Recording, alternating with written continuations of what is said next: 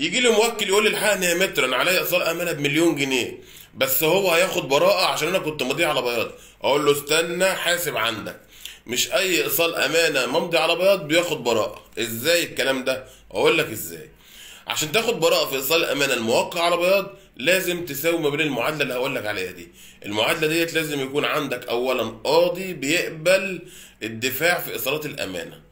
تاني حاجه يكون عندك محامي يقدر يشتغل صح. لازم تحقق الشرطين دول عشان تاخد البراءه، لان في قضاه بيقول لك حتى لو انت ماضي على بياض انا ماليش دعوه، انت مضيت في حد ليه حق عندك لازم تأديه، مش هديلك براءه.